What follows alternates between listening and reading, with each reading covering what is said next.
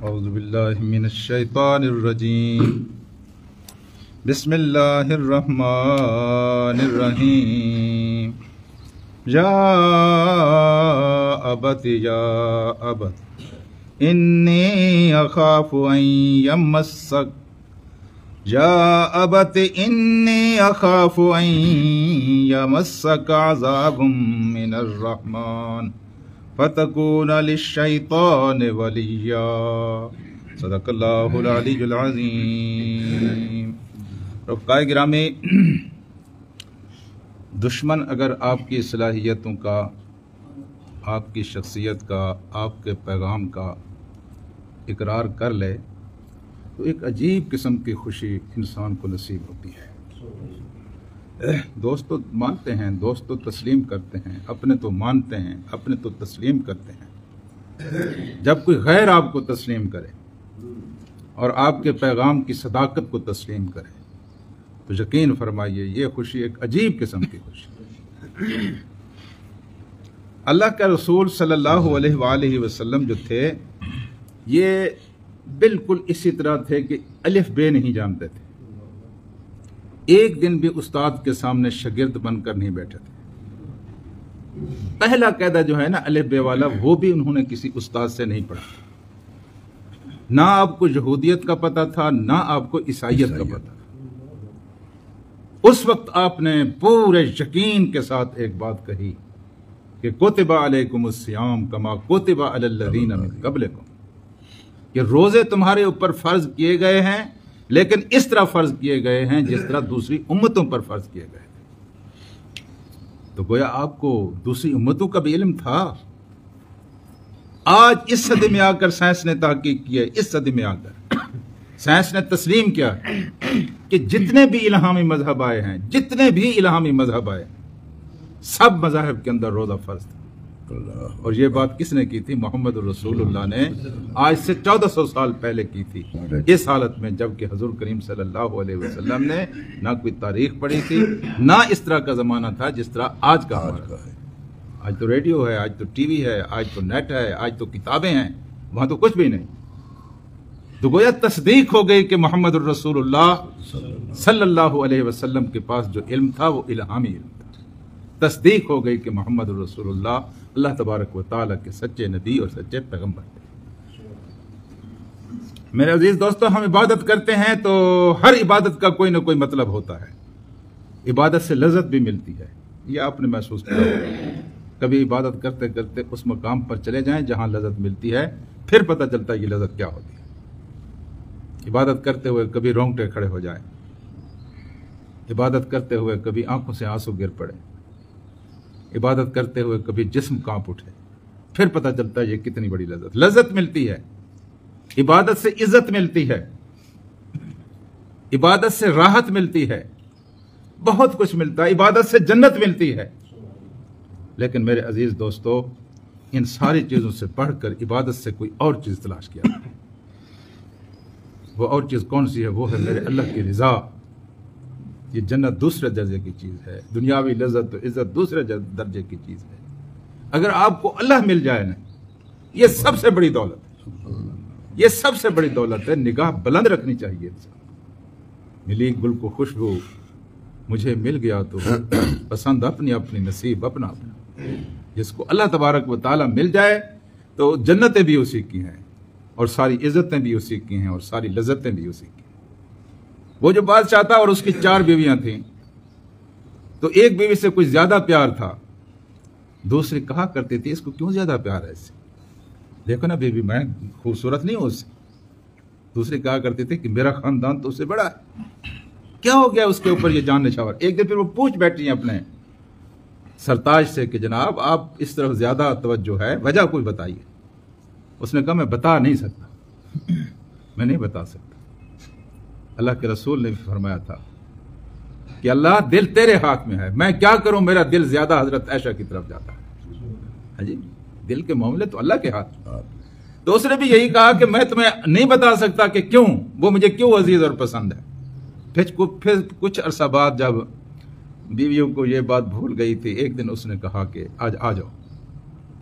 फिर उसके खजाने में जो सारी कीमती चीजें थीं उसने सामने रखी सोने के मोतियों के हार, महलात और पता नहीं क्या क्या। और फिर उसने अपनी बीवियों से कहा कि आपकी पहली बार ये आप चुन लें। उसने कोई सोने के हार पर हाथ रखा, किसी ने मोतियों के हार पर हाथ रखा, किसी ने महल मांग लिया। वो एक खड़ी थी, और नेक वक्त तू क्यों खड़ी हुई है? उसने कहा मैं इसलिए खड़ी हुई हूं कि मैं तस्दीक चाहती हूं कि फिल वाक़े जो चीज मैं आपने कहा है क्या उसके ऊपर आप पूरे उतरेंगे, और जो चीज मैं मांगूंगी वो मुझे मिलेगा? उन्होंने कहा हमने वादा किया है, देने के लिए बैठे हैं, क्यों नहीं देंगे आप? तो उसने कहा मुझे आप चाहिए, मुझे आप चाहिए, अल्लाह अकबर। मुझे आप चाहिए अल्लाह ताला। आप अगर मिल गए तो जन्नत भी मिल जाएगी, आप मिल गए तो इज्जत भी मिल जाएगी, आप मिल गए तो राहत भी मिल जाएगी। तो मेरे अजीज दोस्तों, जब भी मांगा करो अल्लाह से अल्लाह मांगा करो। अगर अल्लाह आपको मिल गया तो आपको सब कुछ मिल गया। कुछ भी। और आज का सबब ये आखिरी फिर कहा अब्बा जान, बाबा जान, ये नहीं कहा वह मुशरिका, इतना समझा रहा हूं तुझे समझ नहीं आते, है जी ना। कहा या अबते, बाबा जान, अब्बा जान, बाबा जी मेरी बात सुने। तड़प रहे, बड़ा दर्द है इसमें। हजरत इब्राहीम अलैहिस्सलाम बिल्कुल इस तरह का दर्द है जिस तरह आप अपने बाप को जहन्नम में गिरता हुआ देख रहे हो और आप उसको बचाने की कोशिश कर रहे हो, उस तरह का दर्द। या अबते, आए मेरे बाबा, आए मेरे अब्बा, आए बाबा जान, आए बाबा जानी। क्या कहा? इन्नी अखाफ हो, मुझे डर लगता है। क्या अदब है, मुझे डर लगता है, मुझे खौफ आता है। ऐ यमसा का, कि कहीं छू ना ले आपको। अजाब मिनर रहमान, रहमान की तरफ से अजाब। रहमान का काम अजाब देना नहीं है। इसीलिए लोग गुस्सा करते हैं, लेकिन कभी कभी शरीफ को भी गुस्सा आता है, फिर कहते हैं शरीफ के गुस्से से डर। रहमान रहमतें देता है, अजाब नहीं देता। लेकिन जब उसकी रहमतों को मुसलसल पुष्ट की जाए और धक्के दिए जाए तो फिर उसका अजाब होता है, लेकिन फिर उसका अजाब फिर आम अजाब जैसा नहीं होता है जी। तो कहने लगे रहमान है वो मेरा, कहीं उसकी तरफ से अजाब तुम्हारे ऊपर ना आ जाए। देख तो सही कितनी अल्लाह ने तुझे इज्जत दी है। इब्राहिम जैसा बेटा तेरे घर पैदा हुआ है जी। अल्लाह की इल्हामी तालीम तुझे दी जा रही है। इब्राहिम सदियों तक जिनका नाम दुनिया लेगी वो तेरा बेटा है। ये अल्लाह की थोड़ी रहमत है तेरे ऊपर। लेकिन जब दिल पर ताले लग जाए ना तो फिर इसी तरह होता है जो इब्राहिम अलैहिस्सलाम के बाप के साथ। तो कहने लगे कि रहमान का अजाब कहीं तू ना छूले, तुझे ना छूले। और रहमान के अजाब की सूरत क्या है? अन तकून लिशैतान वलिया, कि कहीं शैतान तेरा यार ना बन जाए। तो शैतान के दोस्त होने का नतीजा तो जहन्नम है, सबको पता है। लेकिन शैतान के दोस्त बनने की सूरत में जो वबाल आता है उसकी पहली शक्ल यह है कि इंसान शैतान जैसे लोगों का दोस्त बन जाता है। यह खुदा के अजाब के निशान कि दो ऑप्शन है आपके पास, एक नेक है, एक बुरा है। आप नेकी की तरफ जाते हैं, आप बुराई की तरफ जाते हैं। अगर आप बुराई की तरफ लुढ़कते हैं तो इसका मतलब है कि खुदा का अजाब आपके पीछे लग गया है, वो कि आपकी गर्दन मरोड़ देगा। खैर है, दूसरी तरफ बुराई है। एक तरफ सच है, दूसरी तरफ झूठ है। एक तरफ हक है, दूसरी तरफ बातिल है। कोई ये ना कहा करे कि मुझे पता नहीं चलता। पता तुझे बड़ा चलता है। तू 4 आने की सब्जी लेने जाता है, तुझे पता चलता है। ये पता तुझे नहीं चलता कि कौन हक है और कौन बातिल है, कौन सच्चा है और कौन झूठा है। अगर आपका दिल झूठों के बारे में धड़कता है, झूठे लोग आपके यार बनते हैं, बुरे लोग आपके दोस्त बनते हैं, बुरे लोगों से आपको मोहब्बत है, नेकों को छोड़कर आप बुरे लोगों को पसंद करते हैं, तो इसको सिर्फ दुनियावी मामला ना समझा करें, ये समझा करें कि अल्लाह नाराज है और अल्लाह का अजाब है। तो बिल्कुल हजरत इब्राहिम ने ठीक कहा कि अगर तूने इसी अब्बाजान इसी रवश पर अपने आप को चलाए रखा तो इसका नतीजा क्या होगा कि शैतान तेरा यार बन जाए। ये खुदा से भाग कर जाते हैं ना, उधर जाते हैं उधर जाते हैं, खुदा ले जाता है और फिर वहां शैतान उनकी कुछ बातें पूरी भी कर देता है, फिर वो लोग उन्हीं के हो जाते हैं, फिर अल्लाह की तरफ नहीं आते। मुझे तो बुला दे बेटा मिला था, भाई देने वाला तो खुदा है। ये अल्लाह की नाराजगी होती है कि कुछ ऐसे इशारे मिल जाते हैं शैतान की तरफ से, कभी मिल जाते हैं, कभी अल्लाह नाराज होता है जिसको अपने आप से दूर करना चाहता है। वो गैरों के मकाम पर भी उसकी मुरादें पूरी कर देता है, और फिर उस आदमी को अल्लाह की तरफ लौटने की ना मौका मिलता है, ना सलाहियत मिलती है और ना मोहलत मिलती है, फिर उन्हीं का होकर रह जाता है और इसी हालत में वो मर जाता है।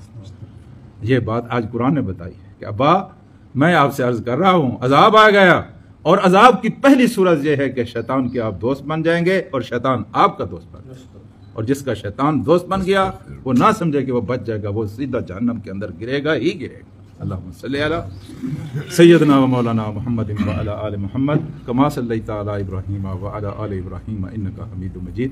अल्लाहुम्मा बारिक अला मुहम्मद व अला आले मुहम्मद कमा बारकता अला इब्राहीम व अला आले इब्राहीम इन्नका हमीदुम मजीद। ऐ अल्लाह हमारे गुनाहों को माफ़ फरमा, अल्लाह पाक हमारी गलतियों से दरगुजर फरमा, अल्लाह तबारक व तआला ज़बान व कलाम की गलतियाँ माफ़ फरमा, अल्लाह तबारक व तआला फ़िक्र व नज़र के मुगालते माफ़ फरमा, अल्लाह जवानी में, अल्लाह ताला बचपन में, अल्लाह ताला बुढ़ापे में जितने गुनाह हुए हैं सबको माफ़ फरमा। अल्लाह तबारक व तआला तुझसे तौबा मांगते हैं, अल्लाह दिन है आजकल मौसम है तौबा मांगने का, हम मौसम में तुझसे तौबा मांग रहे हैं, अल्लाह हमारी तौबा को कबूल फरमा। अल्लाह दिल तेरी उंगलियों के दरमियान हैं, हमारे दिलों को सीधे रास्ते पर कायम फरमा। अल्लाह तबारक व तआला कौल साबित पर कायम रहने की तौफीक अता फरमा।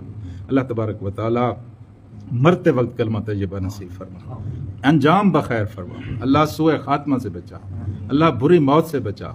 अल्लाह तबारक व तआला शऊर की मौत अता फरमा। अल्लाह हम जब मर रहे हो हमारे लबों पर कलमा तय्यबा जारी रखो। अल्लाह तबारक व तआला हमारे वालिदैन की मग़फ़िरत फरमा। अल्लाह ये पाकिस्तान जन्नत है, अल्लाह इस जन्नत को महफूज फरमा, अल्लाह इस जन्नत को जन्नत बना। अल्लाह ताला मोहम्मद रसूलुल्लाह की शरीयत यहाँ नाफिज फरमा, अदल व इंसाफ का निज़ाम यहाँ नाफिज फरमा। अल्लाह गैरों से और अपनों से जो इसके दुश्मन हैं, अल्लाह पाक इस मुल्क पाक को महफूज फरमा।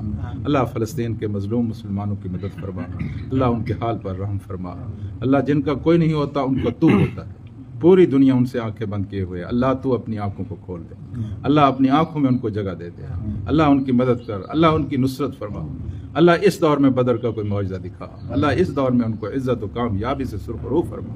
अल्लाह मुजाहिदीन को साबित कदमी अता फरमा, अल्लाह पाक शहादत की ज़िंदगी अता फरमा, अल्लाह पाक शहादत की मौत नसीब फरमा। सल्लल्लाहु तआला अला खैरि खल्क़िही मुहम्मद व आलिहि ला इलाहा इल्लल्लाह।